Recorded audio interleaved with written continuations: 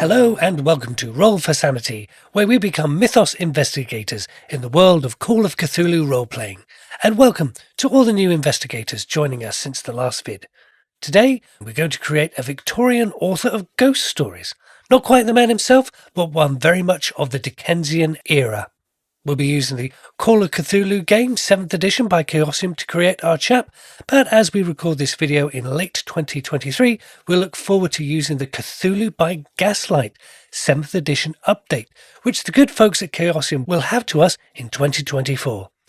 This will be a double book slipcase set, which by all accounts will be a standalone players and keepers book. So if folks just want to pick up the Cthulhu by Gaslight, they won't need the current 1920s rulebook.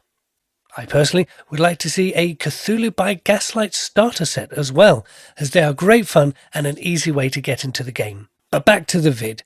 We'll be referencing the Call of Cthulhu Investigators Handbook for our author, so have that on hand if you want to roll up a character too.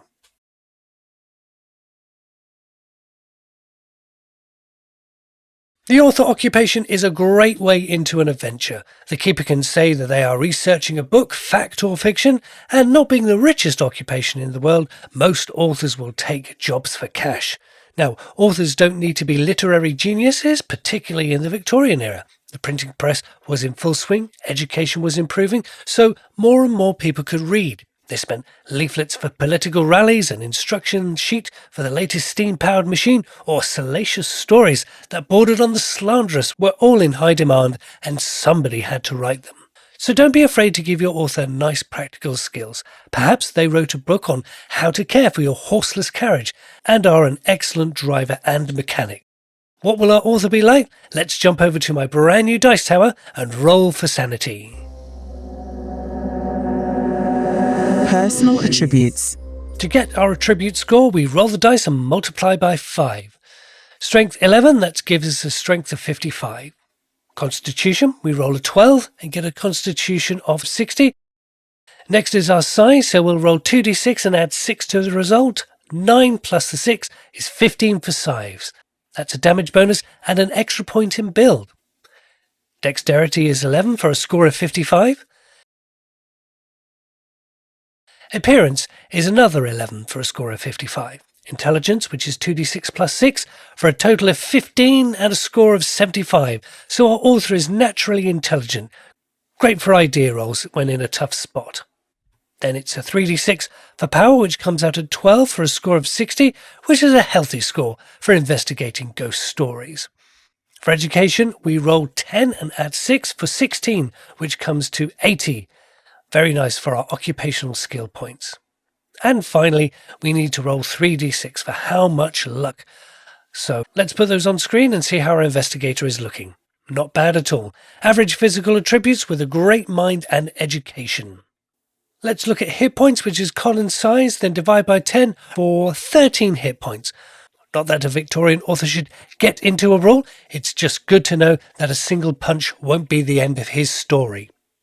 Sanity points are the same as POW, so 60 sanity points. A loss of 12 sanity points will be needed to send our sound-minded author over the edge. Next, we'll see if there is a damage bonus for our author, so adding size and strength come to 135, which is over the 125 threshold. So yes, our chap can land that mighty punch if needed. Next, we need to choose our age, and as ever, I'll say this character is 30 years old, so we don't incur any game penalties for getting old. Lastly is our move rate, which will be 7, as our dex and strength are each less than our size. So we have our stats for our character. We know we're going to be an author, so to calculate the occupational skills, we can take a look at page 72 of the Investigator's Handbook and see it is education multiplied by 4, so that's 240 points to spend on the following skills. Occupation and skills. Credit rating. Don't be like me and spend all your points only to forget you need to add points to credit rating. Let's put that at the top. Art and literature. This is not only how well they can write, but also how well the things they read are written. So ask your keeper to use this skill in place of psychology to get a person's state of mind when they were frantically writing that diary entry. History. Having a classic education, our author is educated in historic facts but probably spent more time with their class dreaming up their stories. Library use? Another good investigator skill, and the author will be very familiar with the library as part of the research for their stories. Next, we can choose natural world or occult. We can choose from natural world here to have an awareness of the wonderful discoveries being made in the Victorian era, or the shadowy world of the occult, which was also explored in the Victorian era. Other language, I think we'll save our occupational skill points here for something else. Own language, well, with an education of 80, I'm not sure there is much more our author can learn about the English language. Psychology, another great investigator skill as part of the author's occupation. Combine this with the literary skill and you can break a person down on so many levels. No wonder our author can write such compelling characters. One era or personal speciality. This is that chance I mentioned earlier for your author to choose something crazy that they wrote their best-selling book about. Now let's put some points into those. Art and literature, let's go big on this one so we can say that yes, he's a very good author. We're going to make sure he has a good basis in history and a good basis in library use. We're going to choose occult. After all, he is going to be a writer of ghost stories. We're going to skip other language and own language just for the moment. And we're going to put some skills in psychology. How does he work out those people? How does he make them into his characters? One other personal or era speciality. I'm not seeing any interpersonal skills here. So let's say our author is a bit of a charmer and drop a lot of points into there. So that's it for our occupational skills. 240 points well spent. Personal interest skills. When we take our intelligence and multiply that by 2, that gives us the amount of points we can spend for our personal interest skills. We're going to spend some points on that interpersonal skill and make sure our author is a real charmer. We're going to make sure our author can get out of the way if need be, and add some points in there. And of course, we need to add some to spot hidden. Make sure our author can see things. And because he's an author, he's a great listener, hearing people's life experiences and translating that into his story. So we'll add some points in there. We'll top up his art and literature skill. And we'll add some extra points to the occult.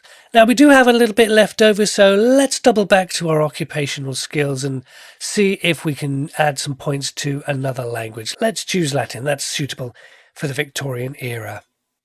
Now, let's add all those points together and see how our character comes out. Very strong in art and literature. Very good in the occult.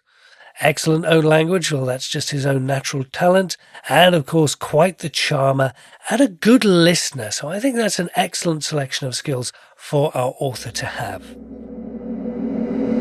The finishing touches. First thing to look at is credit rating. This is one of the things I'm going to be looking forward to in the Cthulhu by Gaslight 7th edition update. In the old Gaslight rules, a credit rating of 30 would mean the author would have an income of £600 a year. This places him in the lower middle class, probably owning a house and employing a housekeeper to keep everything in order.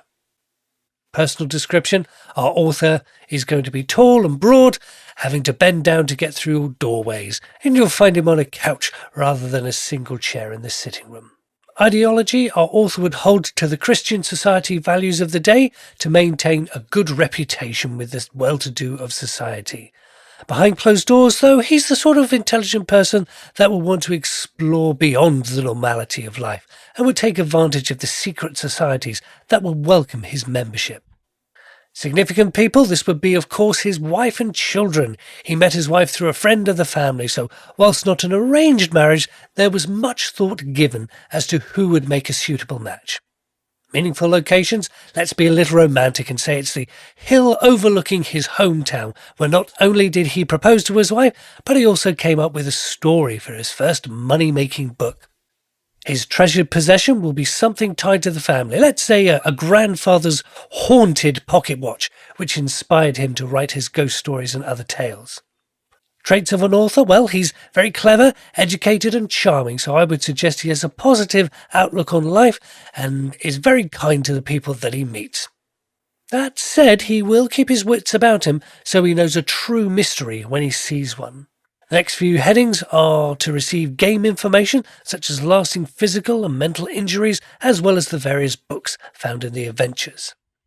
You always know by now, I like to answer the last question. Has your character encountered anything strange before?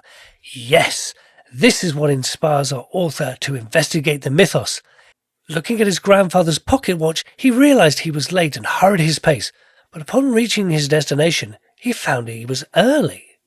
The very next day, the papers told of a man who had gone missing in the fog last night in the same location as our author. If the watch hadn't hurried him along, he might have been the man missing in the papers. That just about wraps it up for our author character, who we'll call unimaginatively Dick Charleston. We'll revisit Mr. Charleston and generate him again once the Cthulhu by Gaslight rules become available. But in the meantime, feel free to visit the blog at Roll for Sanity, and of course find us on that X platform at Roll for Sanity. Thanks for joining us. I hope you have the very best of the holiday season, and we'll roll for sanity again soon.